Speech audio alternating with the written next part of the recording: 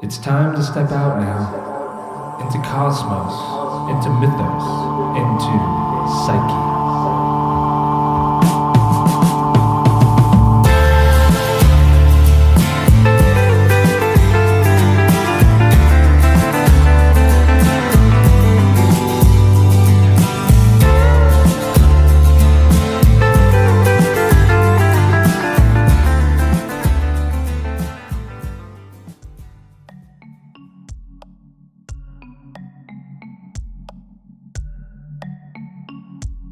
My dear listeners, I'm back from the land of aloha that is Maui, where the starry-eyed hippies translate whale songs and turn it into beautiful art, I suppose, and interactions and experiences that we got to share at the retreat. It was an amazing time, and that's kind of what I want to do today. I want to share some Maui stories about the retreat with some astrological context. I want to offer a telling of the Samudra Manthan, which is a story that allows us to understand, at least story-wise, how eclipses happen, and do a little poetic riffing on the nodes of the moon through the signs to fulfill a promise for my dear Kiwi. And so if at any point you find yourself enjoying this show, give it some stars on the podcast app or a review there as well. You can do it through iTunes, you can do it through Stitcher, you can do it through Podcast Addict, and it is just the way to keep podcasts alive.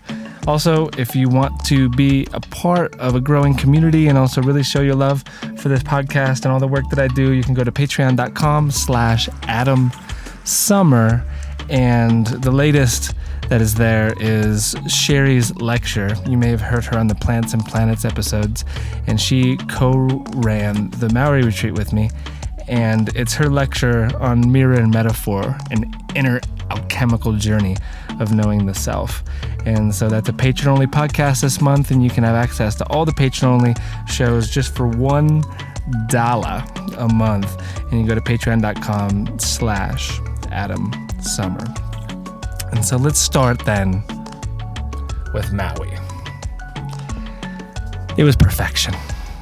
It really was. From the moments of the whale winking at me the day Jupiter squared Neptune, through the needle of Io Valley on my final day where we were purified in those waters under the Dumbo rainbow.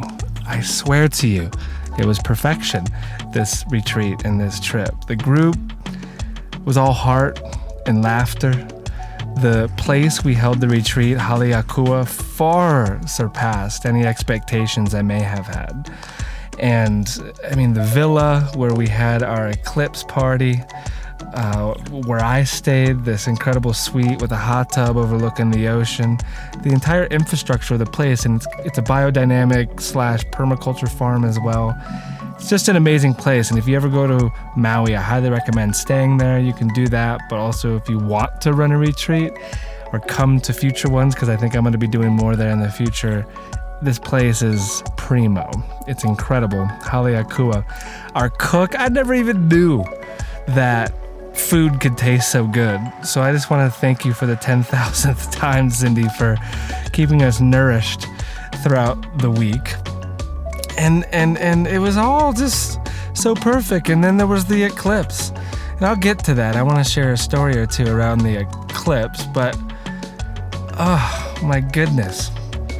We emptied our cups, and I hope that you did too, wherever you were at on the planet. And we were no doubt refilled again. We had the best time in our little canoe together.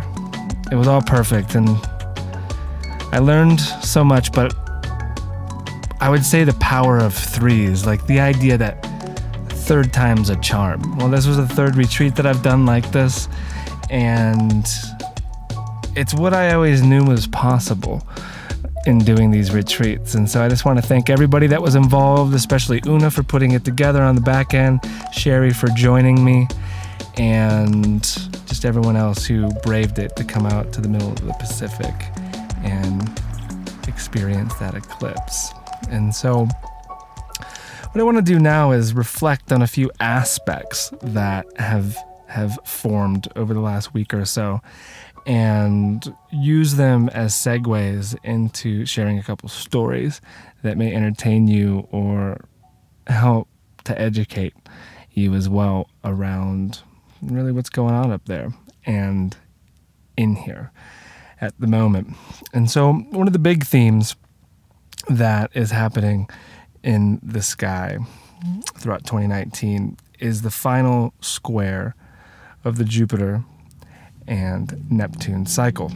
It is a cycle that Rudyard recommends paying attention to. He recommends paying attention to the Jupiter-Saturn cycle every 20 years and how it elementally moves in 200-year increments throughout time. He recommends paying attention to eclipses and their cycles, and also the Jupiter and Neptune cycle. And the reason is because every 13 years it just goes through its conjunctions in the preceding signs. And so the last conjunction that was in 2009 was in Aquarius. And now we are closing out a cycle with the final square, and then that next conjunction is going to happen in 2022 in Pisces. And then in 13 years it will be Aries, etc. It's a fascinating cycle that I think orients us towards the power of the imagination, but also truth. That is, what are we? What is our dreaming? What is the purpose of our vision and imagination? And how can it be applied to not just our personal lives, but to the collective as a whole? And so every stage of the Jupiter-Neptune cycle is really important to pay attention to. And there is an article that you can find online through Chaldea that Rudyard wrote about this. And also my friend Gray Crawford has one as well. But just real quick, this cycle that we're experiencing the square with began in 2009. The first square was in 2012, in June to be exact. And the opposition was in September of 2015, and then now here we are with the final squares. We experienced the first one on January 13th, the second's going to be on June 16th, and then the final is going to be on the autumn equinox of this year. A lot of information, maybe pause, re-listen, write it down. You can also do a search like this in SolarFire or look at ephemeris, but it's just important to know these dates because, for example, on January 13th, I find myself in Maui, learning how to free dive, which is something that I've always wanted to do. And I have this encounter. And if you read what I wrote the day after it, then you already know what I'm about to say, but it was one of the most profound experiences I've ever had. And so we were out there in the middle of the Pacific, and I was just practicing freediving as far as I could go, and I'm not trained for this, and so I can't go very far underwater. I mean, we're talking like 10, 15 feet max before I feel like my head's going to explode. And I have this moment where I'm swimming as far as I can, and then out from the deep blue comes a whale. And it's the humpback whale. The humpbacks come back to the Hawaiian Islands every January to give birth, and then also to do sexy time. And then they cruise back up north in their migration to feed, and then they always come back every single year. And so I had this moment where I think the first thought was that it was a shark. Like, I didn't know. It was just so enormous that instincts take over. And then I realized, oh, no. This is a humpback. And it swam at me and then past me. And I was just frozen in the water. And as it passed me, I was trying to find its eye, because it's really hard to kind of orient yourself in the face of a leviathan. And I found the eye. And then I swear on Saturn's scythe, as I've been saying, she winked at me. The whale winked at me. And then when I got back on the boat and was trying to process what had just happened, there was this overwhelming feeling of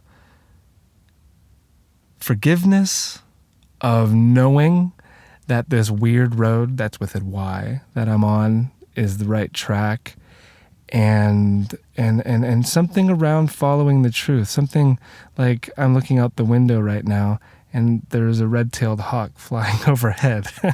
Something like that, right? Animal totems. And when I was sitting on the boat, someone relayed to me or reminded me that Jupiter was square Neptune. I had forgotten that in the flurry of such an encounter. And I was like, oh my God, it's the first of the three. Now, context, because this is going to lead into something else as well. Finding where this is at in your chart is super important. So everyone probably knows, if you've been paying attention to the sky at all, that Jupiter is currently in Sagittarius. Neptune has been in Pisces for quite some time. And so the squares are happening in these two mutable signs. And these are the two kings, the two rulers of Pisces. All right. And so knowing where this is at in your chart is where the story is playing out for you. For me, and also all Virgo risings in a whole sign sense, this Jupiter is cruising through the 4th house and Neptune through the 7th. And the knowing piece that I was experiencing was around this adventure that I'm now on, which I'm calling the Wyrd Road. And I'm going to talk a little bit more about that in a second. And so I just knew that the retreat was going to be what I thought it was going to be, that there was going to be a lot of magic, and that this was like such an auspicious beginning to this wild adventure that I find myself on. Jupiter moving through the 4th house. And then the second piece, Neptune moving through the 7th for all Virgo risings in a whole sign sense, is just this currency of longing. Like whether you're single or whether you're waiting for a breakthrough in your marriage or a relationship or whatever it is, you're wanting to polish the mirror of how the world is showing up for you to a great extent. And there was just a combination of these two in that moment that blew me away in a really fascinating sense. And I think that the Neptune piece didn't fully come to clarity for me until post-retreat, actually until I was on my flight leaving Hawaii. And that I realized that through the group that we had at the retreat, it was just such, and it always is, such an amazing reflection of where I'm at and who I'm attracting to these types of events. And just in reflection on this, it was so cool to see that there was 15 of us all on such a similar frequency and so full of just heart that it made for a life-changing experience for everybody. And so there's that element of the 7th house mirror. But then I'm flying back on a red eye from Maui to Denver, and I witnessed these two people fall in love next to me. And so you know how when you get on an airplane every once in a while, someone's sitting in your seat, and you don't want to be that dickhead that is like, hey, get out of my seat. That's the one I have registered for me. And so this woman was sitting in my seat, and I just let her take it. I'm like, whatever, I'll take this seat, which was in the row. I was cool with that. And then we had one seat in between us that was empty. And I thought it was going to be empty for the flight because we were about to take off. But then this Nepalese guy gets on the plane, and then that's his spot. So he sits between us. And very shortly after we take off, they start talking. And it's like midnight. It's getting late. I have my eye mask on. I'm trying to sleep. But I can't help but listen to what's going on in this conversation, because very quickly they started to bond. And then it started to get real. And then all of a sudden they're sleeping on each other's shoulders. And then I was like listening to the plans that they were making. I witnessed two people fall in love on an airplane, and I had never seen something like that happen. It was incredibly beautiful. And the reason why I'm telling this story is because that too is very symbolic to a story that I hold inside of my own heart, and that my favorite romance movie that I've ever seen in my life is called Before Sunrise. And if you haven't seen it, it's a Richard Linklater film, and he's done 3 of them. And the first one's the one I love the most.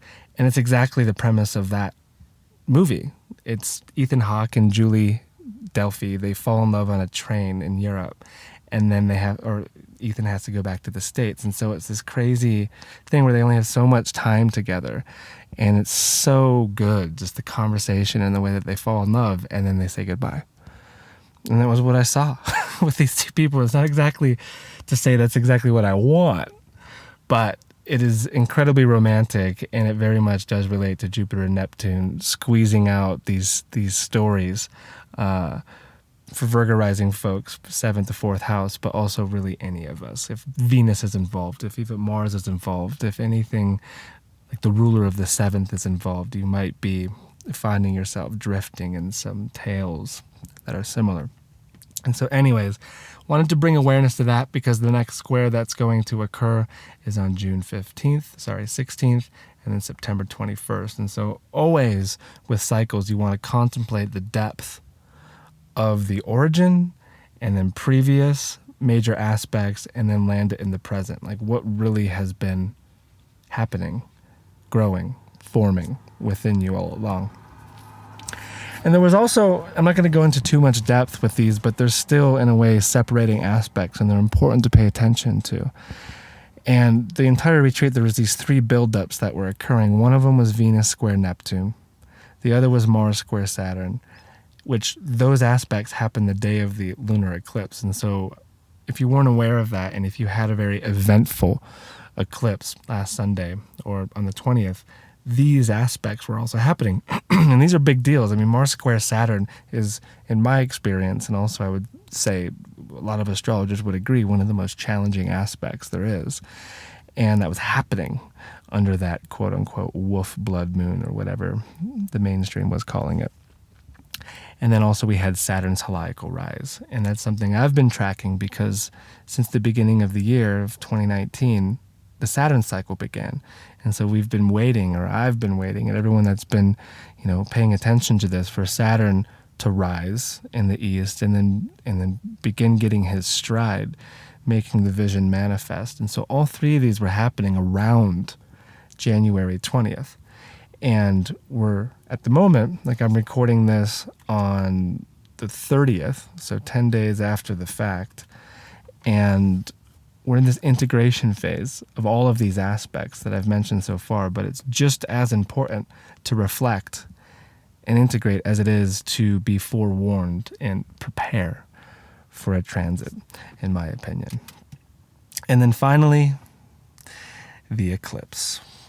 0 degrees Leo, the last in the Leo Aquarius axis for some time. And it was really what the entire retreat was planned around. Like we had 5 days of prep going into this eclipse, and we worked primarily with the nodes and with story and trying to find ourselves in our nodal story, and then also what kind of victory story we can be prepping for within this eclipse. And so it was really a profound thing to have that much time together to prepare for an eclipse like this, and then the way that we witnessed it was unbelievable. And so I'll share that by talking about what I learned about this eclipse. And so the main thing is the literal nature of Leo, which is, of course, fixed fire. And think of it as a bonfire. Think of it as a fire that people gather around. Think of it as a way to have ceremony or intentional praise and prayer around that flame that creates reverence and a place as well for the ancestors to come and visit. And so the way we started the entire retreat was inviting this kahuna by the name of Vinay to lead us in this really incredible ceremony called an Ava ceremony, which is kava. But you essentially move into the circle around the fire by emptying your cup. The men enter first, then the women, and there's all these kind of rules of how you share and how you drink the kava and then empty it, and then it's like a Hale Kalima moment, clap, clap, clap. It was potent. I was so glad that it wasn't cheesy and touristy or anything like that. I mean, this guy held incredible space, and it got all of us on the same frequency that I think was a huge factor in allowing the retreat to be as successful as it was. And so to end the retreat, which was the night of the eclipse, we did it again, but Vinay wasn't present. I'm the one who kind of led this quote-unquote Ava ceremony. It wasn't even remotely as powerful, but it was fun to have our final share, to have a cup, and then to do whatever it is that we felt called to do as the eclipse was forming, and then to unleash the inner child, to play, to dance, to have this moment. in the night. And so we all celebrated after the eclipse, and we saw it rise, because in Hawaii it rose with the sunset. It was at 7:12 p.m. And so it was just remarkable to see the eclipse forming as the moon was rising over the Pacific, and then like have that moment together after such a week. And so that's lesson number one, is this idea of the importance of the sandwiching of ceremony around these retreats that I am definitely going to continue doing. Like, this was a huge test for me of seeing whether I wanted to continue doing these retreats. And it's an absolute yes. I want to do these. It's the best way to transmit the information. It's an incredible way to meet lifelong friends, to build community. And so it's going to continue, and it's looking like Crete is the next stop for the next retreat. And so that's lesson number one. And lesson number two is around kids, the youth. And what I mean by this is, we know that the fifth house, or Leo, is something that points towards children. To take it in a little bit more depth, we can say that it also points towards our inner child that has been subdued throughout life, culture, training, just suffering as well. And on the day of the eclipse, one of the participants brought her kids to the final ceremony and celebration. And this little guy had painted a picture of the story that I'm about to tell you, because she told him the story. And the moment I looked at it, I recognized all of the characters in the Samudra Manthan, and I could just see the excitement in both the painting and him sharing. And I had this realization around the essential nature of sharing stories, but making sure that the children get it. And so, like, I couldn't stop thinking about Dr. Seuss and Shel Silverstein, Mr. Rogers, right? Raffi, even.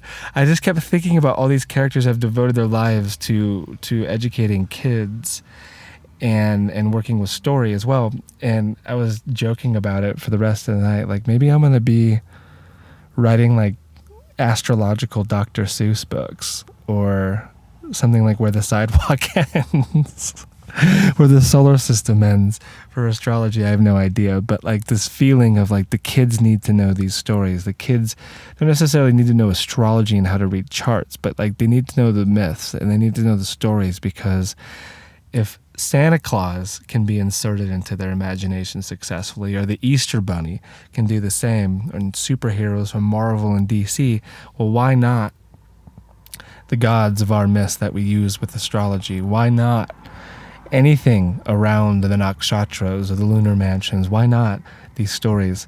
And so it's something that came in me on that eclipse, and so I'm really excited to see how that grows over time. And so that concludes some of the observations and the stories I wanted to share around what happened to me in Maui. And I want to just give a moment to honor kind of this place that I find myself in, that whether you can hear it in my voice or not, I'm really excited about this weird road I am now traveling, which is with a Y, not an EI. And it's kind of like Fortuna's wheel turning. It's kind of like me listening with Hermes' third ear to the breeze. It's kind of like me intentionally taking my time as I slowly make my way up to Maine for my birthday to be a part of the Great Mother New Father Conference, which is all about storytelling. It's kind of this exciting journey to go to places, to revisit friends, to maybe meet new ones, to do live interviews as well. And I'm just really excited about it. And so this podcast is going to be a way of tracking the journey, but also if you're in any of the locations that I'm going to be going through in the months to come, please feel free to reach out. I'm open to doing astrology circles in your town. I'm open to people to interview, to have conversations with, and it doesn't have to be just astrology. Again, the show has changed, and so psychology, storytelling, just interesting folks in general, medicine people. I'm interested in all of this, and so it's begun, and currently I'm recording this podcast in Manitou Springs, and I'm on my way to southern Colorado to swoop up my chariot. My car is down there. And then I'm going to spend a little time in New Mexico and Arizona. So Taos, Santa Fe, Albuquerque, Sedona.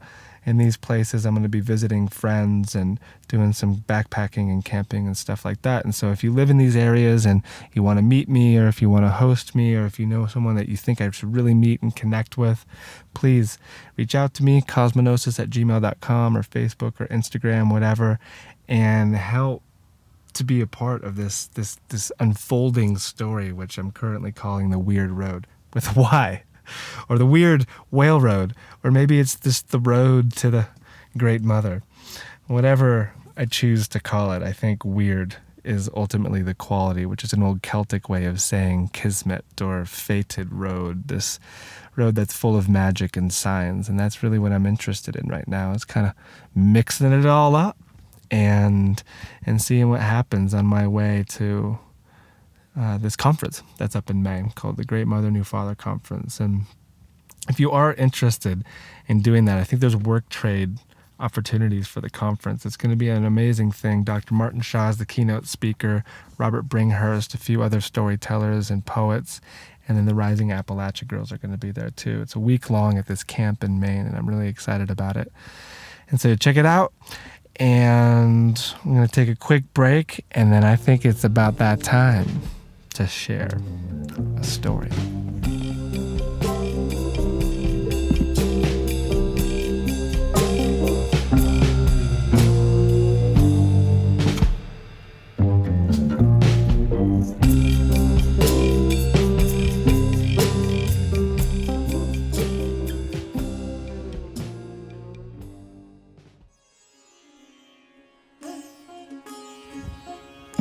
So the story begins, like all good ones do, with a god riding on the back of an elephant.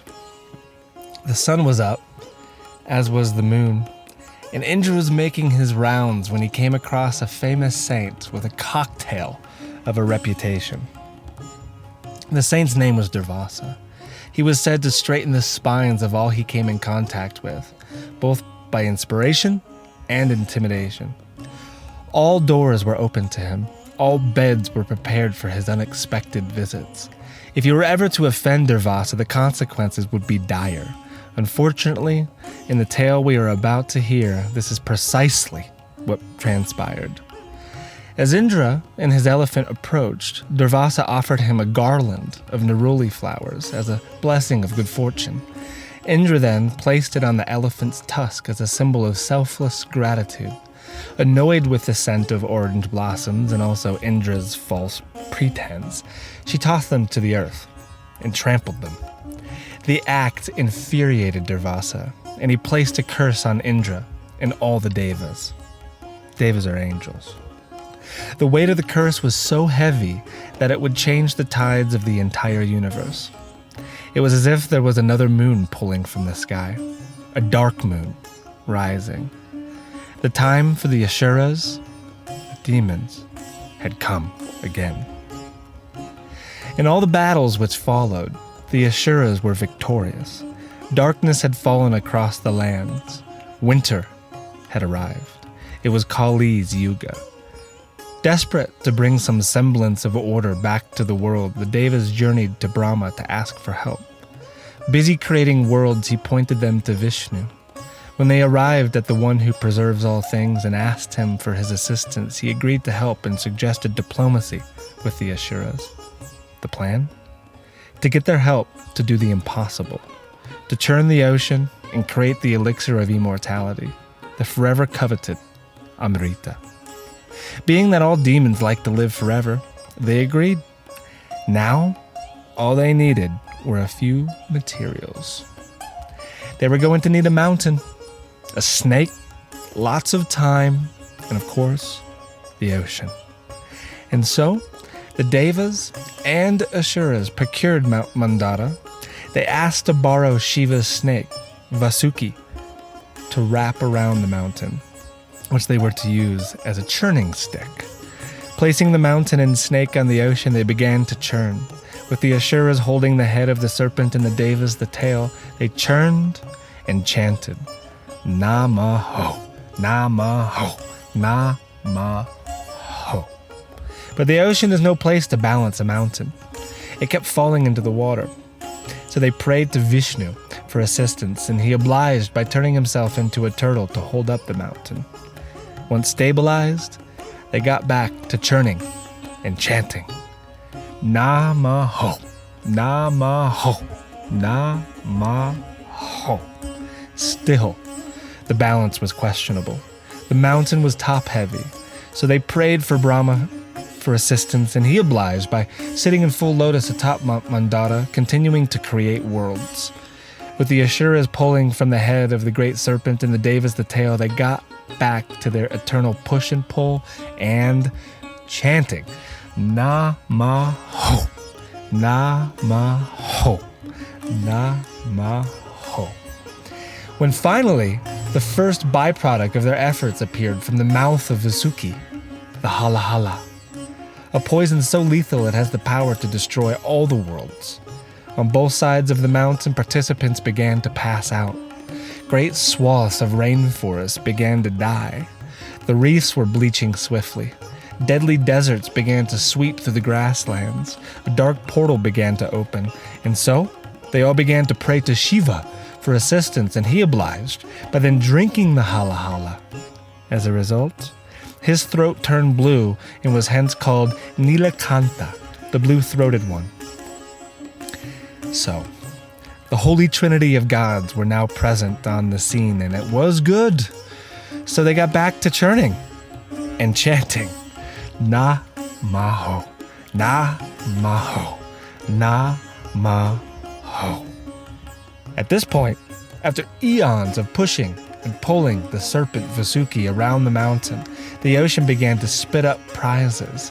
Some notable mentions were the sacred cow, whose poop created a gateway to the gods, the celestial elephant and horse who dealt with obstacles along the weird road, it's with a Y, the tree of knowledge, Lakshmi, appeared and brought good luck, the divine nymphs whose hands were eager for service, and finally, Dhanvaratari rose out of the ocean holding a glowing cup which contained the sacred Amrita, the elixir of immortality. Mayhem stormed the scene. The Asuras lunged for the cup, the Devas too, and something like a brawl in an Irish pub followed. Amidst all the ruckus, Garuda swooped in and grabbed the cup of Amrita and flew away. Distressed, they all prayed and prayed and prayed to Vishnu for assistance, and he obliged once more and turned himself into Mohini, the most beautiful woman the world had ever seen.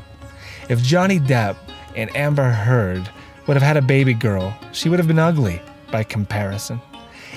Venus is even jealous of her. Freya dreams she could be so beautiful. And so, Garuda and all the rest of them were hypnotized. For the Devas, it was reverence they felt. For the Asuras, it was lust. Because of this, Mohini began to serve the Amrita to the Devas first. One by one, the Devas got their sip of immortality. In line, between Surya, or the sun, and Chandra, the moon, was someone they did not recognize. Maybe it was the eyes. It could have been the fidgeting and paranoid glances over each shoulder, but what ultimately gave it away was the tail exposed from the back of his white robes. It was none other than Svarbhanu, the dragon-like Asura. He had gone incognito to guarantee his sip, but nothing goes unnoticed under the sun or the changing light of the moon. His cover was blown, but it was too late. Mohini had already given him a sip of the Amrita. Eternity had already graced Svarbhanu's tongue, so when Mohini's discus sliced through his neck and split his body in two, the halves were already immortal. Svarbhanu was now Rahu, the head, and Ketu, the tail. The devious Asura had now also become planets, though invisible, and for the rest of time, As long as the sun shines and the moon reflects, Rahu and Ketu are chasing them down with a vengeance. When they catch up, which happens every 6 months, they devour them. This is how eclipses happen. But because they are divided, Rahu and Ketu cannot contain sun and moon for long. They pass right through like terrible Indian buffet. Rahu rarely learns, his obsessive hunger eternal. Ketu rarely learns either, for he has no way of seeing results in this world. And so it was, and so it goes. The Devas brought order back to the world through their perpetual victories. The Asuras still exist, though. Their chaos is still found in the dark alleys of time, meddling with the dark arts. Every time we experience separation, an Asura has taken form in us. Every time we feel venom present, an Asura is certainly close. This is why it is essential to transmute such poisons in our throats, just like Shiva, to tell the truth, to cooperate, and to know how to both praise and to pray. The world is your mirror, so polish it with your breath and with your language.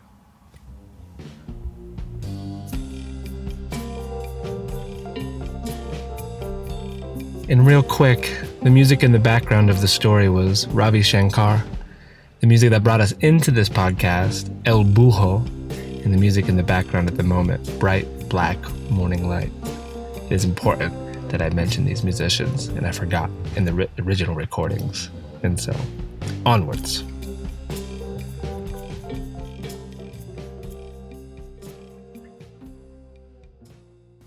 So that story is an old story. There's probably uncountable iterations of that tale. And that one is just my own, with my own panache, that I think is helpful to maybe share around a fire every time an eclipse is coming around. And really interesting is when I was doing research for the retreat and learning new details to the Samudra Manthan, which is the name of it. It comes from the Mahabharata or the Vishnu Purana, and both it shows up. There's all these different takes on it and how it might relate to the hydraulic cycle. That is, the demons are the clouds and the devas are the light, and then the ocean and the sun and the moon pulling and creating weather. And then a friend of the show, Gemini Brett, he also said that it's the forces, and I've heard this, of shadow and light on either side of Mount Meru, or the Earth's pole, according to many, and that the serpent Vasuki, because the oceans are churned, again, by the sun and the moon. It's very interesting literal takes on it, and with whatever version is true, that's not exactly the point of story, at least the way I work with story. The point of story is a dose of entertainment, a dose of remembering, a dose of mythic context, and it also transports us and teaches us lessons in the strangest of ways. And so whether it is a tale to tell us about the weather or the Earth's pole and axis, it's all interesting and it's all super important to consider. But it's the mythic ground that I'm interested in helping us all land on. And that's what I mean now at the beginning of the show, that we're stepping out now into cosmos, into mythos, into psyche, because this podcast is for you a time out of your life to step out of Chronos and into Kairos, perhaps, and to perhaps as well, when working with the nodes, to empty our cups and then to fill up again with new ideas or insights or whatever might come out of my mouth. And that to me is my relationship to story at the moment, is to transport you, and then hopefully you find yourself somewhere in these stories, and then healing takes place, right? Healing takes place. And so Rahu and Ketu, the nature of this show, I mean, I've shared stories now about the eclipse, and I've shared stories about what the retreat was, which entirely was about the nodes and Rahu and Ketu and how they create eclipses. And so this is just the Indian context. This is just the demon or the Ashura that they relate to, but like if you take a peek up to what the Vikings thought about all this, I mean, it's the two wolves that are going after the sun and the moon. If you take a peek into what the Incas thought about this, it was a jaguar that was thrashing at the moon, and when done would come to the earth, and so they needed to make the dogs bark, and that is a gruesome thing. If you take a peek to what was happening out here in the west of North America, it was a great bear that was chasing down the sun and the moon, or maybe it was Quetzalcoatl further south down into Mesoamerica. I mean, it's always some sort of scary being that is changing the color of the sun or the moon. And so in some ways, we could say that the nodes of the moon, or Rahu and Ketu, are the most powerful of all of the planets because two reasons. One, they are the only ones that can change the light of the luminaries. And two, they are the ones that construct our stories. And it is ever so important for all of us to know that we are the storyteller, that to get caught in the whole past life idea with the South Node or the future destiny idea with the North Node is losing the point. It pulls you out of the present moment. And so the interest that lies in that is very, very minimal for me. I'm more interested in narration and ultimately then how to transcend our dynamic relationship to time and where we identify with stories. And we can take a peek at just what maybe Joseph Campbell would say about such things. And he, with a couple insights, would say that we must be willing to let go of the life we planned so that we can have the life that is waiting for us. And that, to me, circulates around the North Node or Rahu concept, that many of us become very attached to what the astrologer told us about our North Node and what our destiny is or what our future looks like. But what if that story is not fully true? What if we actually have to discover that weird tale? That's with a Y, the weird. What if? Or the cave that we fear to enter holds the treasure that we seek. We're talking about a dragon here with eclipses and with the nodes, with Rahu and Ketu. And so it does create great fear, but also fascination. And so we have to enter this cave. We have to face the dragon. And it's not about slaying the dragon, in my opinion. No. It's about getting acquainted with the dragon and knowing how to invite him and all the rest of the Ashuras and all the rest of the Devas in for tea. Because where we reject an emotion or a person or an entity, we, in a way, call it in. And so we want to be friendly with all expressions of life. And we want to always be centered in our ground state. And of course, in love. The nodes currently are in Capricorn, Cancer, South Node Capricorn, North Node Cancer. And I think one way of understanding it is just one way of understanding it is as the New Father, Great Mother dynamic, which literally is the name of this conference that I'm going to. Many are talking about this as like the rewriting the masculine and the feminine, or finding a new, softer way of being, or embracing the feminine and having more hugs or more sweetness in life. And there's nothing wrong with that. Not arguing with that, but I think it's a little bit more complicated than that. And I think in the narrative in 2019 and where we're at within this collective zeitgeist is perhaps composting the dichotomy of the patriarchy versus the matriarchy, and maybe embracing something a little bit more like a divine hierarchy, that we ascend the pyramid through our love and understanding. We ascend step by step through our breathing and our comprehension. We take more steps to the pinnacle of this period through light and through compassion. And we find this both within a great mother concept and a great father concept, because Lord only knows that our parents weren't perfect and that we are carrying a lot of the genetics and a lot of the stories from our parents and our ancestors. And it is our role, I feel, to transmute those stories and then heal the generations 7 in the future, 7 in the back. And so that is my take on the work that we're doing around, say, the Capricorn Cancer dynamic or with the nodes is just the knowing that we can heal the 7 generations as long as we identify and we don't point fingers and blame our parents or our grandparents for the way that we are, but instead flip the whole thing on its head and thank them for the gifts that we have been given, because it is work. What would life be without work, without fodder, without something to put in the fire? We would have no stories. We would have nothing to rub up against. And so what I want to do now is fulfill a promise to a dear participant at the retreat, where he asked a question: can you go through all of the nodes, through all of the signs, and answer that right now in the circle? I was like, oh my goodness, I would love to, but what I'll do is I will put it on a podcast for you, and that will be my way of answering the question. And so this is meant to be entertaining, hopefully a little bit insightful, but in no way is it a thorough interpretation of your nodes. We don't know what house they're in. We don't know what aspects they're making. We don't know where the rulers of the nodes are. And so what I am going to do, though, is go through the nodes sign by sign and just read a little bit.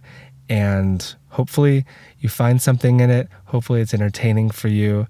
And you're welcome, Kiwi. You're welcome. And so starting with an Aries North node, which means you have a Libra South node. An idea is to become a hero in your own story. You cannot make everybody happy. The dragon you face is around wielding a sword that cuts through the politician or the lawyer mentality inside of you that thinks it needs to appease everybody. It's not true. You enter the forest in the darkest part to yourself, regardless of what they say about it. Like Richard Tarnas, who has this, and every name I mention, by the way, is people that have this, who wrote Cosmos and Psyche, and I can only imagine what it was like to publish an astrology book after Passion of the Western Mind, or Aleister Crowley, and what seemed to be the fuel that he got from being such a controversial character. And so, like so many of my other dear friends who have this, that care too much of what others think, let's remember what Dr. Seuss said: be yourself, because those who mind don't matter, and those who matter don't mind. And if you have the Taurus North Node and a Scorpio South Node, Rahu's hunger for earthly materials is extravagant here, and you will do close to anything to procure the boons which make it salivate. Cautious of the old stories, where using others as stepping stones towards your desires is essential to keep your eye on. The victory tale looks something like recycling and creating useful materials from your own life, like Stephen King has done, making art out of his own darkness, or Mike Tyson transmuting it into knockouts and weed resorts. You ever had that toad, Joe Rogan? You ever had that toad? Oh my goodness. The gifts of the earth. If you guys haven't seen Joe Rogan interview Mike Tyson, that is where that came from. What if you're Gemini North Node? What if your Rahu is in Gemini? Well, there's nothing wrong with being insatiable for information. That is until you have more books on your shelf than you have read, or when the majority of your ideas look like dead baby turtles on the beach. Connecting the dots and creating a linguistic collage that is useful to others is essential. There is a difference between drifting and being in the breeze, like yours truly, or Jeffrey Green, or Trevor Noah, and all of the stories that they share. And in Trevor's case, like, he is so good with accents. If you don't know who he is the one who took over The Daily Show. What if your Rahu's in Cancer? It would be overly simplistic to say that your dragon to face is around feeling, but it no doubt has something to do with it, and not being crippled by your feelers. So understanding the world isn't as dangerous as you may think, that people care way less than you think, and that no matter what, the Great Mother has got your back and front. So never forget the value of your old stories of competency, so you can apply them to your newfound discoveries and transcend the tale altogether. It was too much for Marilyn Monroe to have this, and Neil Cassidy as well, who died on railroad tracks, drunk, alone in Mexico. But I think it was just enough for Neil Young to sing all of his songs of protest and for the Great Mother Earth. If your Rahu is in Leo, The story you are drawn to is one of creating a great impact in this world. To know how to make the lion pure is not just to entertain us, but to make an impact. Zeitgeist courses through your veins, an awareness of the complexities of culture and society, an Aquarius South Node idea. Your battle is how to insert yourself selflessly into the mix and roar in a gentle way and have your moment in the spotlight. Jordan Peterson is a fascinating example of this and his nodal return that happened over the past few years. And then you have comics like Bill Hicks, Chris D'Elia, and even Lenny Bruce with the same nodal structure, all entertainers. What if your Rahu is in Virgo? Then your dragon hides in plain sight, perhaps, in the weave of errands and the ink of to-do lists. You are pulled from the dreaming sea to the shores of a kind of responsibility in this world. It's always fascinating to see the way these lessons appear, like with Dylan and Mozart bringing the visionary into this world, or other poets like Emily Dickinson and Ezra Pound. So write it down. Mercury is your hero of your story. But be practical in how you do it. Fit it in somewhere. If you have a Libra North Node, or your dragon is made out of scales in this way, you were given ears not just for listening to music, but also to listen closely to others. Your dragon is found in the subtle spaces between you and another. The old stories of having to do it alone or having Herculean strength to overcome are changing, and there are delicate alliances which await you. Like with great fighters, Floyd Mayweather, Bruce Lee, with that Aries South Node, they're learning peace and they're learning how to create it in the world. Or also with artists who kind of have a haunting background like H.R. Giger or Android Jones, transmuting personal suffering and pain into beautiful art. Libra North Node. And what happens if you have that Rahu in Scorpio? For those Game of Thrones fans who are caught up, keep listening.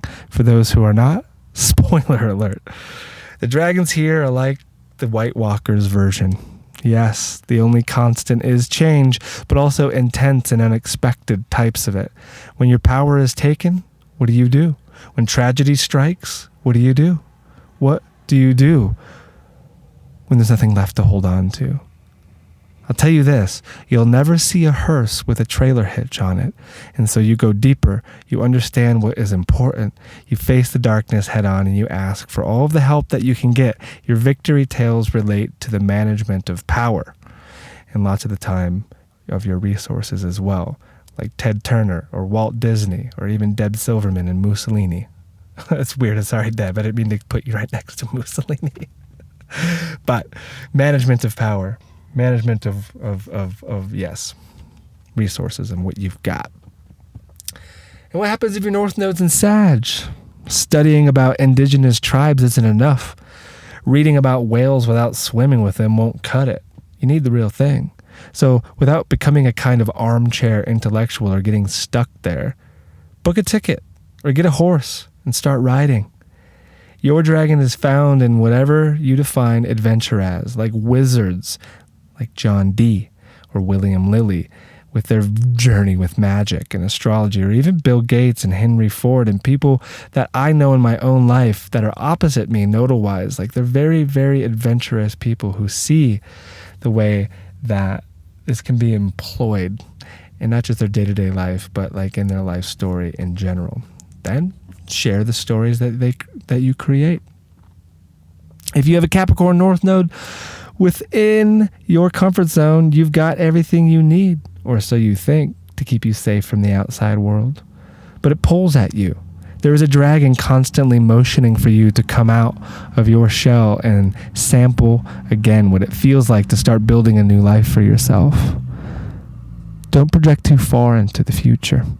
Just focus on the first brick, then the second.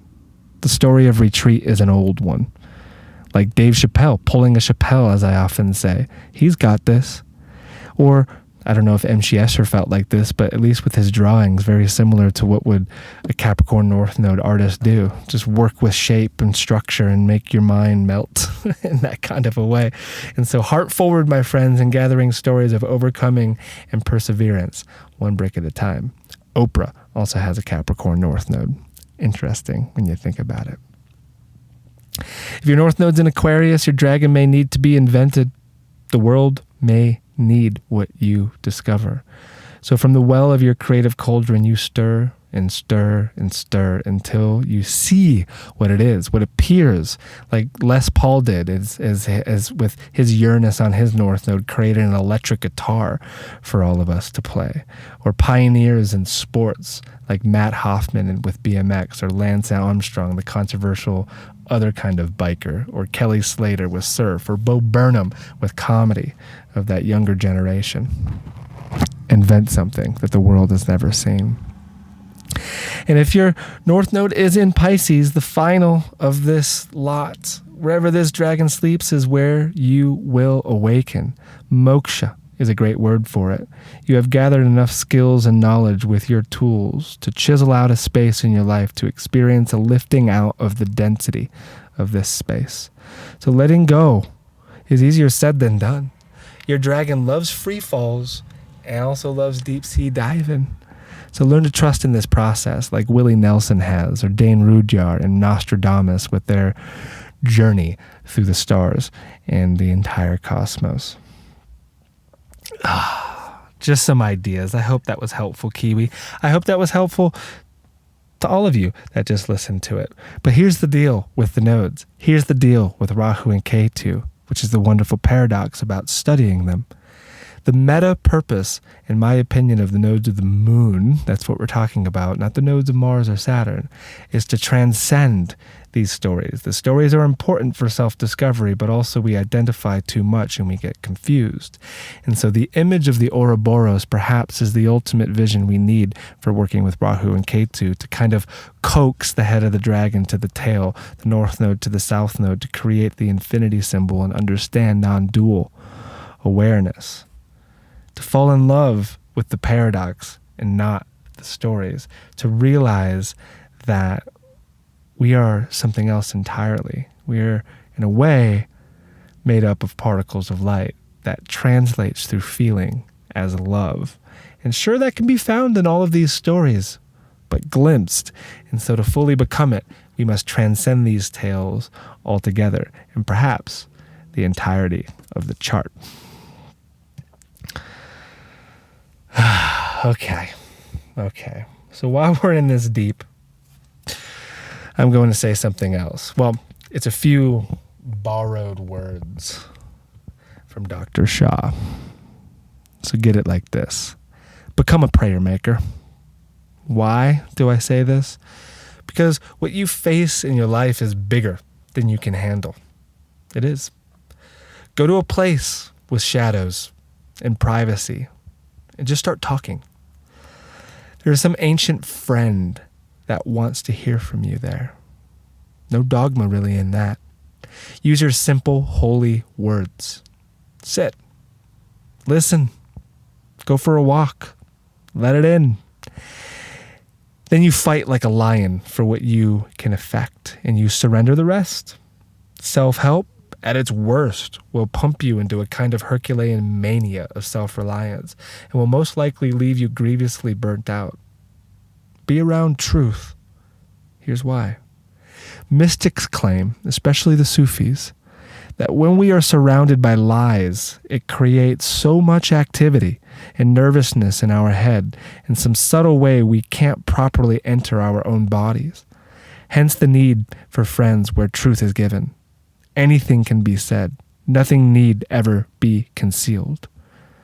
We lose touch with our wingspan when we hunch. We lose touch when we do not have friends or stories like this, when we forget to remember, when we forget to connect with the ground state. To me, this is the ultimate purpose of working with astrology, is identifying themes like this, to have a language to talk about such things and to find these friends around the world through it.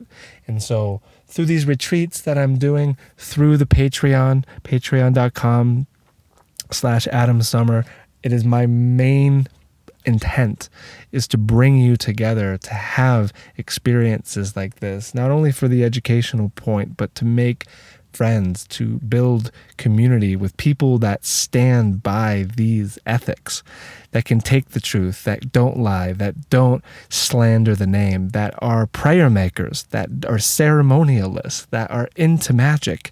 And that is what we are doing here, my friends. This is Holes to Heavens, and I thank you so much for making it this far. If you are still being entertained, I again, thank you for making it this far. And also, if you want to give some stars and a review on the podcast app or on iTunes, I thank you ahead of time. The Patreon is the greatest way of sharing. Again, Sherry's lecture on mirror and metaphor is there, an inner alchemy type thing, along with 20 plus other patron-only podcasts. And so I know that there was a month between my last show and this one, and it's a way of kind of holding you over, I suppose, that there's literally a week's worth of audio between the parlors and the patron-only podcasts that are there. And so it kind of saves my butt when I can't be creating, is that there's all this content on Patreon. And I also want to plug the Astrology Hub Inner Circle, which is this amazing thing that I'm a part of this year. And I'll have a link in the description on my site for this podcast, but also if you're subscribed to my newsletter, I'm sharing it in the newsletter. And what it is this inner circle. Maybe you saw the forecast that the 13 of us did back in the middle of January, but every single month is going to be led by a different astrologer. And I'm the one for November, the Scorpio cycle.